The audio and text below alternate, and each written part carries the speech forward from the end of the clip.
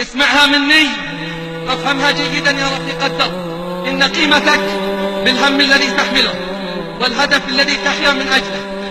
وحين يكون الهم تافها فقيمة الإنسان معروفة لا تحتاج إلى بيان. فحاصل ضرب الصفر في صفر يساوي صفر. لكن حين يكون همك وهدفك أخرويا سماويا فإنك تكون رقما صعبا في معادلة الحياة. واعلم أنه من رضي بالدون فهو دون، ومن يتهيب صعود الجبال يعيش أبد الدهر بين الحفر. أوصيك أخيرا ونفسي بتقوى الله، أوصيك أخيرا ونفسي بتقوى الله. فقد زادت الفتن يا رفيق الدرب،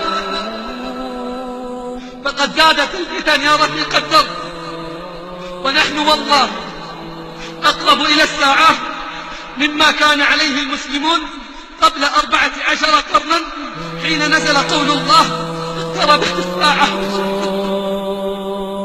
قال الله اقترب للناس حسابهم وهم في غفلة معرضون.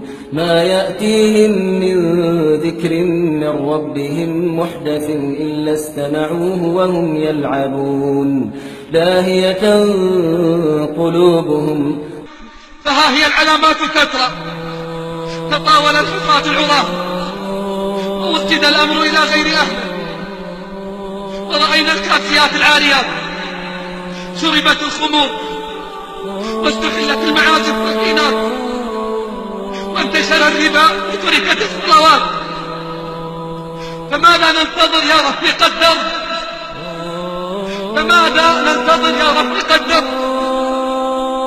قال الله هل ينظرون إلا الساعة أن تأتيهم بغتة فقد جاء أشراطها فأنى لهم إذا جاءتهم ذكراهم. فاعلم أنه لا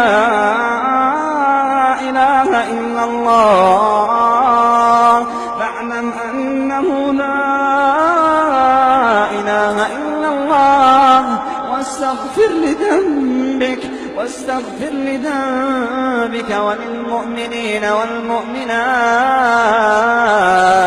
استغفر لذنبك وللمؤمنين والمؤمنات، والله يعلم متقلبكم ومثواكم.